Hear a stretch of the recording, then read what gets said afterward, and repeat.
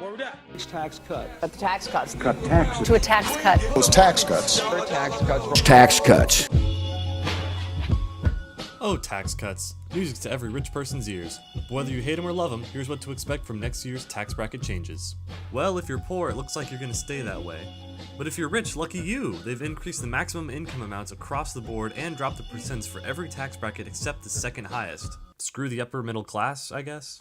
Overall, we're looking at a net decrease in taxes by a fairly hefty amount. But is this what our economy needs right now? For that, let's take it over to MS Paint for the breakdown. Once again, we here at Market Breakdown would like to thank our sole sponsor, Microsoft Paint. Microsoft Paint. Is the internet down at work and your boss won't let you go home? Microsoft Paint has got you covered.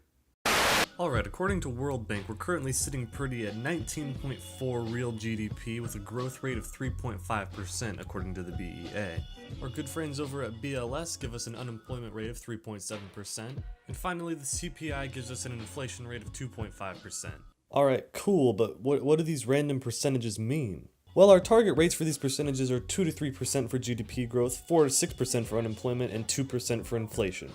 As you can see, across the board we're on the expansionary side of our target rates, meaning that we are currently in the expansionary phase of the business cycle. To show this, we shift our aggregate demand curve to the right of the intersection of our long and short run aggregate supply curves.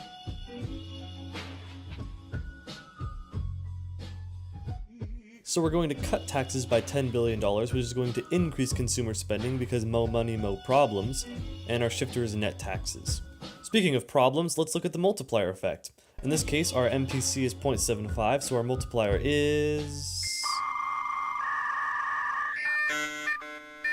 3. And since our initial change is in the amount of 10 billion, that means our total change in aggregate demand is 30 billion, and we show this by shifting our aggregate demand curve out even further. Alright, so this puts us even further into expansion, which is going to cause inflation. And with my student debt, we're going to want to shut that down pretty quick. So let's say the government tries to pull a fast one and drop their spending. In a perfect world, they use this excess money to pay off some debt, but Uncle Sam's got good credit, so who knows what they're gonna do. Anyways, we're gonna try and correct this expansionary gap with a little fiscal policy. So we're gonna decrease government spending by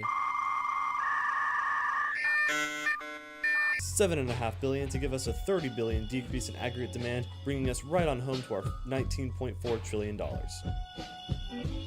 Alright, that's all for this episode of Market Breakdown. Be on the lookout for those tax cuts in the near future, and think about what you're going to buy with all that extra money. You can bet I'll be buying up some stock in a jet ski company. Alright, bye.